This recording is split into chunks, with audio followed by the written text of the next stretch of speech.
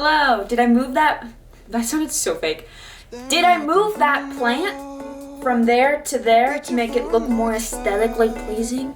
Yes, I did. So let's just start that off right there. Today I'm going to be doing a tattoo tour. I currently have, I should count beforehand. I currently have 6 tattoos. 1, 2, 3, 4. Did I lose 2 of them? 1, 2, 3, 4, 5. 6 tattoos on Tuesday. So yes, this is a tattoo tour. Plus, come along with me to get one more. All my tattoos tell a story. They're all my testimony of my walk with God.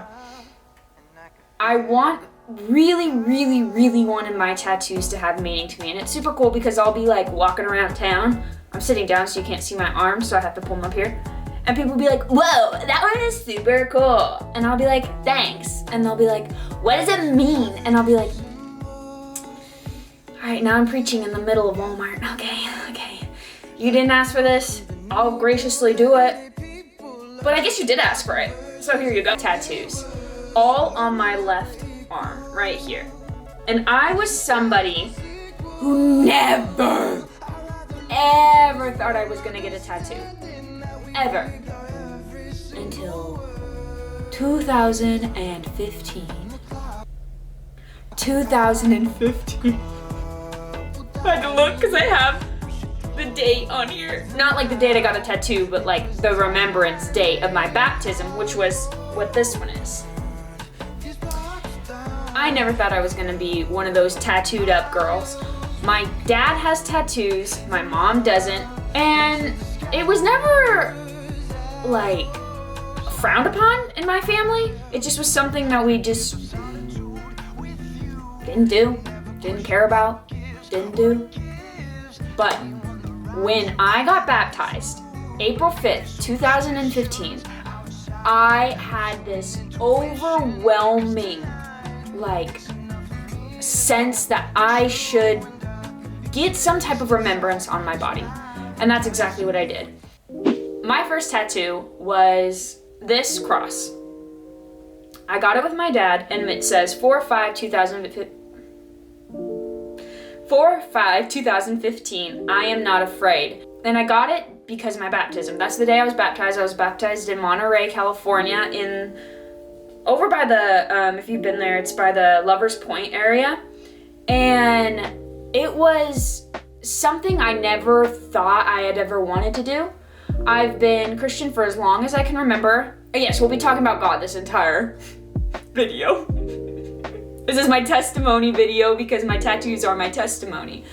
But I have never wanted to get baptized. Didn't cross my mind. Didn't really care about it.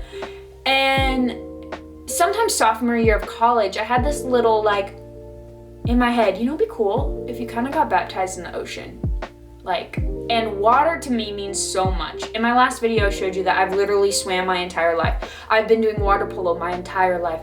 And I was in that current state, I was doing college water polo. And I am so thankful that I did follow through with the baptism with this church, especially. This church that I did it with, probably the best church I've ever been to, and could possibly be the best church I will ever go to.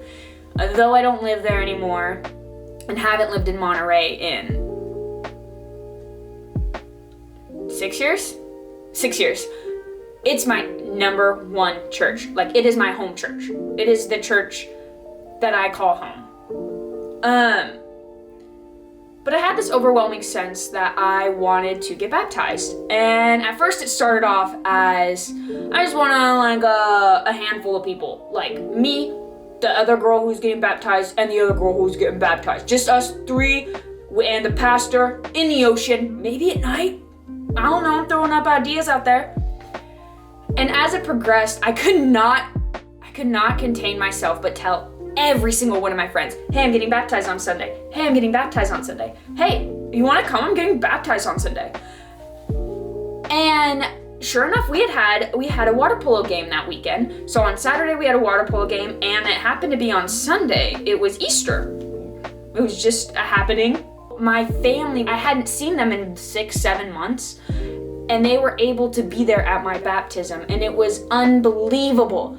And the next year, my dad got baptized by the same pastor in the same exact spot I did, and it was just an unbelievable bonding experience that I was able to have with him, and it was just something I'm very grateful that I did in my life, and I will always be grateful that I did in my life. And I want to remember, I look down and it says, I am not afraid. Like, I am not afraid to stand up for what I believe in. I am not afraid to talk about God. I am not afraid that I might be different than the entire world, or my thoughts could be different, because I know that they're loving thoughts, and they're to help people thoughts, and they're warm and Christ-like, hopefully, thoughts. That is my aim, to be more Christ-like.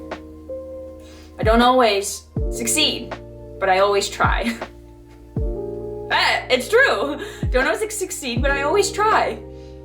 So that was my first tattoo. Though it's all about God, the words "I am not afraid," they are part of all over the Bible.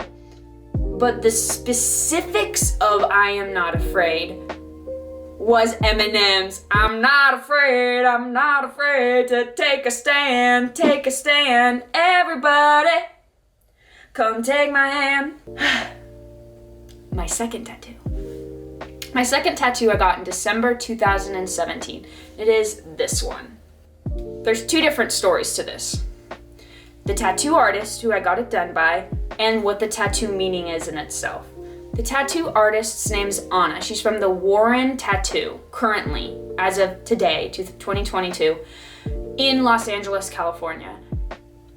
And she's the tattoo artist of Julian Solomita. He is a YouTuber that I very much enjoy the content of. And he's also currently the fiance of Jenna Marbles, who we all love and will always love.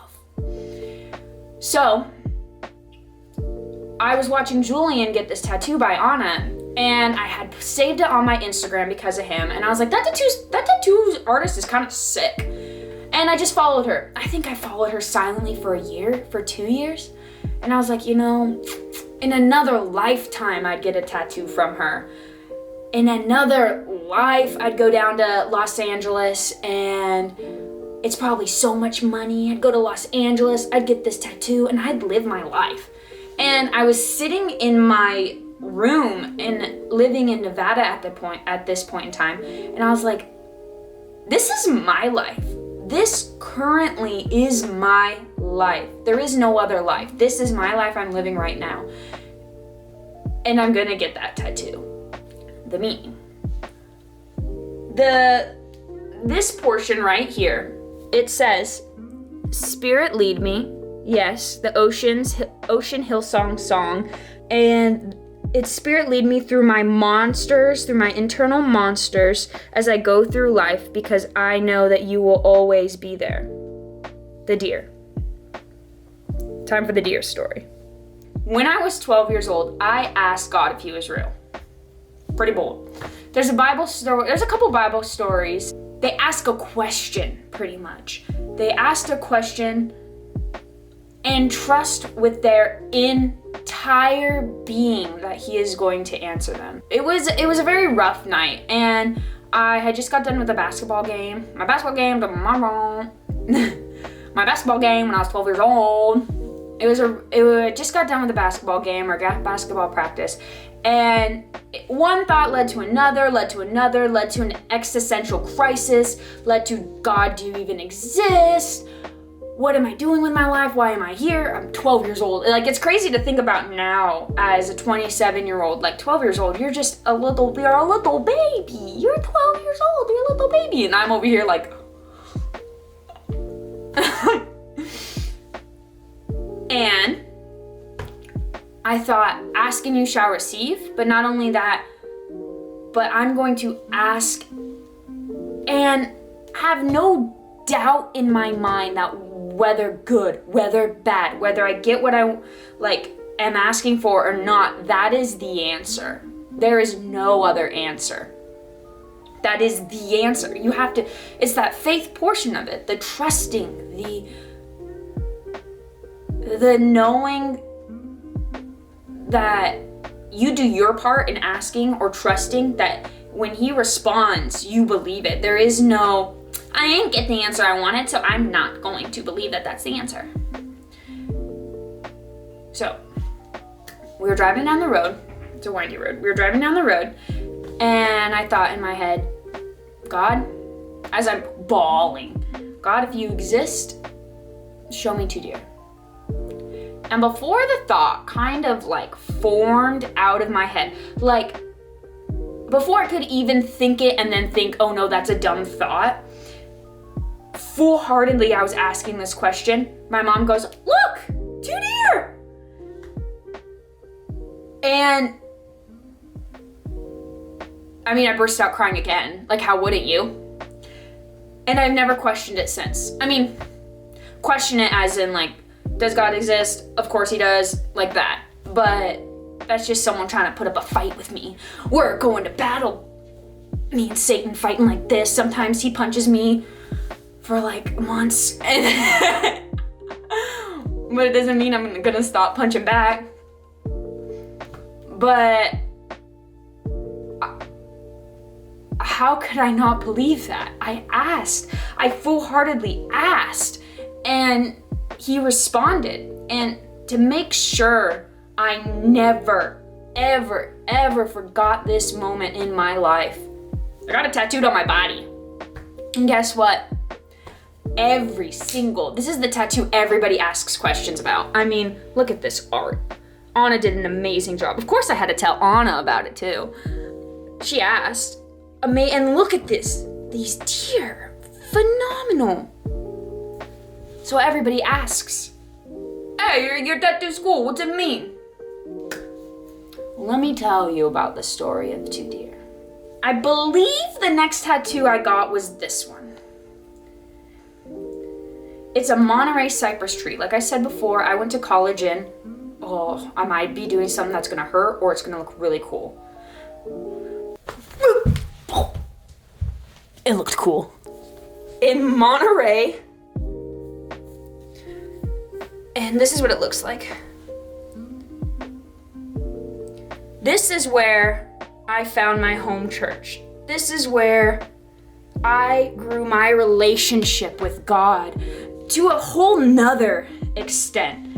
And where I found what it truly meant to go to church, what it truly meant to want to go to, not to feel like, oh, it's Sunday, I have to go to church, to be like, it's Sunday.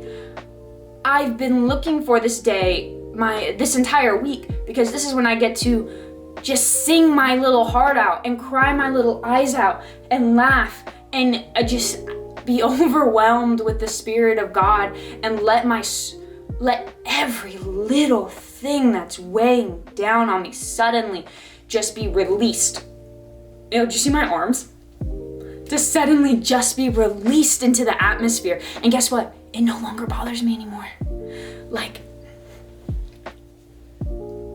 stupid stuff. Like why am I single? I'm not right now, but at that point for 25 years of my life, I didn't have a boyfriend. So that constant nagging that society is telling me that I should, not only at 25, I should have 4 kids at that point. What am I doing? And I have none. I don't have a boyfriend. I didn't kiss someone until I was 22. Like, all these stupid societal things that sit in your head and lack of a better term, choke you to death.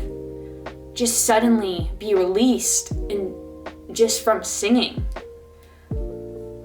That's where I really learned what it was like to worship, was at this church. And Monterey has such an important impact on my life. But not only that, this is a matching tattoo with my best friend and roommate in college, Tracy. And we still talk. And anytime I'm at Disneyland, she comes and stops on by because she lives somewhere in that area. California. She lives in California. But We have matching Monterey tattoos, and we got them for her when she got her master's. It was her master's gift from me to her, and it just signifies just everything that had to do with that part of my life. That part of my life was college is so transforming. I mean, anybody's how old was I? 18 to 21, 22-year-old life is so just transforming to them mentally, and this is where I happen to be, and I will always love this place, so that is why it is on my body forever. And it's beautiful. My next one, but this was done by Junjung on Instagram. I'll leave all the ones I know of in the description. I don't know, this guy was some rando in Oregon. But, so this is a rib cage, and it says, "It's your breath in my lungs," and it's to remind me that every single word that comes out of my body, everything that fills my body, everything that is about me is about him. It's about God, all right? Hate to break it to you, he's a thing. I want him to be flowing in me and flowing out of me. Flow in God, fart out bad, breathe out God. You know, it's a cycle. I hope you like that. Oh, you like that joke? I thought it was funny. But it's a song. It's this song. It's your breath in our lungs, so we pour out our praise. Pour out my praise, it's your breath in my lungs. I think the original words are, it's your breath in our lungs, like as a unit, which is probably better mentally thinking. But on me, it's his breath in my lungs.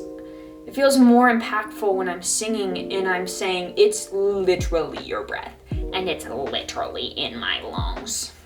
And my last one, I mean, except for the one I'm getting on Tuesday, is this. This is a mustard seed with actual mustard, little tiny seeds, but life-size mustard seeds. Right here. There's a Bible verse in Matthew that says, faith as small as a mustard seed, one of the smallest seeds on earth, can move mountains. You only need this much faith.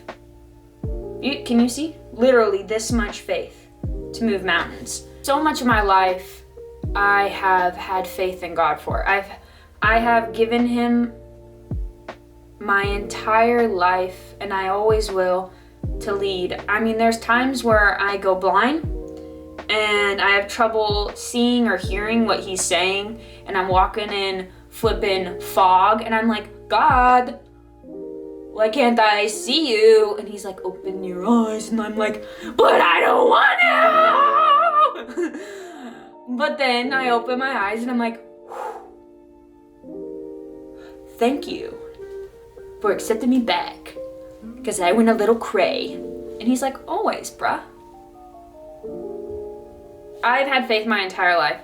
My literal job I'm in right now, I asked God to lead me, and he pushed me in this direction. How? I had to take a test to get in this job, and I literally asked God, if this is what I'm supposed to do, then have me get a good grade on this test. And I studied. It's not like I didn't study and I was like, yeah, this is what I'm supposed to do. No, I studied my butt off. But if it's not, have me fail it miserably. Like, have me do well or have me fail because I'm not wasting my time on this if it's not for your own good. And I got an amazing score. I got an amazing job. Get to travel. I'm living in Japan right now. I get to travel the world. I wouldn't have gotten these tattoos if I didn't do this. I was in Nevada first. I was living flipping by Lake Tahoe. Are you kidding me? Sorry, my leg's going asleep. In one of the world's most beautiful lakes. I was living there. I was breathing it. I was loving it. And it's to remind me that I just need to have a little faith. Or to remind others when they ask, you just need a little faith. You just need faith the size of one of the smallest seeds in the entire world, faith, to move mountains. I'm getting a tattoo on Tuesday. And that's kind of what not inspired this, because I knew, oh, shoulder check. But I've been wanting this tattoo for a very long time. It's my favorite Bible story. And maybe I'll tell more of it the day of. Yeah, it'll be the day of.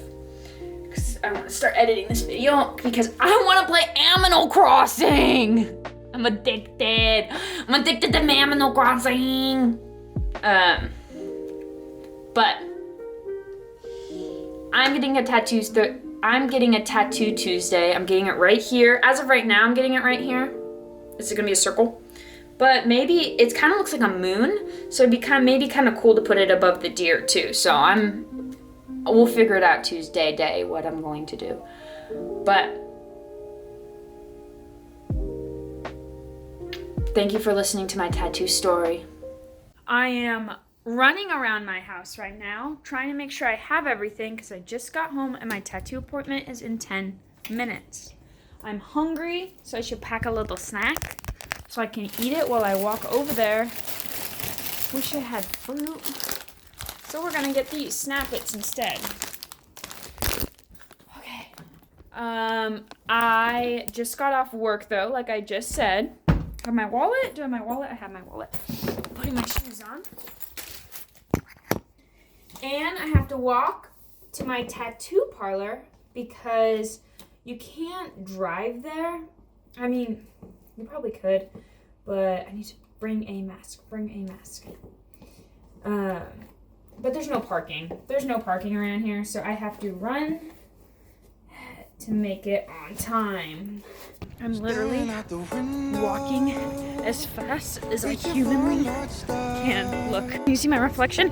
Zoom. There we go. Zoom. I already told her that I was gonna be a little late, but I'm about 3 minutes. I'm waiting. My bag.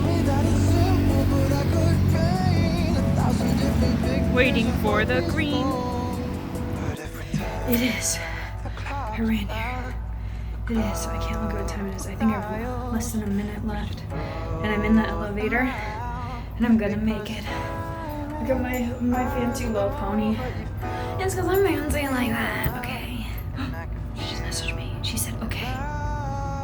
Thank you for the heads up. That's so awkward because I'm about to walk in. That's so awkward. I told you I do that.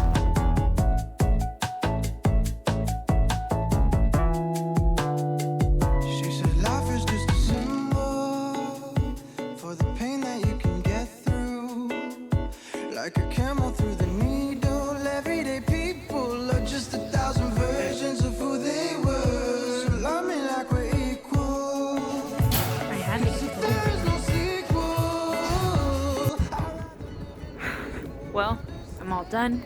I'm walking home. I chugged my flippin' boba. And I didn't feel a thing. I absolutely love the outcome. It looks absolutely phenomenal. It looks exactly what I wanted. And the meaning behind my tattoo is, it's my favorite Bible story. It's for Shadrach, Meshach, and Abednego. When the king of the land, King Nebuchadnezzar, made a big golden statue of himself. And he was like, yo, everyone in this town, you're gonna bow down to me. I am your God now. And they're like, no, you're not. God is our God. So when he told everyone to bow, or else he's gonna throw them in the furnace, they said, you know what? No, I'm not gonna bow. So they were the only ones standing. So King Nebuchadnezzar's flipping guards grabbed them, threw them in the fiery furnace, and they were unharmed. They're standing in these flames, just big chillin', as the kids say. They were chilling in Cedar Rapids. So then King Nebuchadnezzar's like, turn up the flames. And as the men go to try and turn up the flames, they're like burning. So the fire was hot. The fire was not the problem. The problem was these men stood up for what they believed in. They were not going to bow down to another person. They were only bowing down to their God. And the king goes, didn't we throw, oh, someone went, didn't we throw 3 people into the fire? Yeah. Then why is there 4? And that 4th person was God. The Spirit of God, God protecting them, an angel protecting them from harm's way. And that is my tattoo.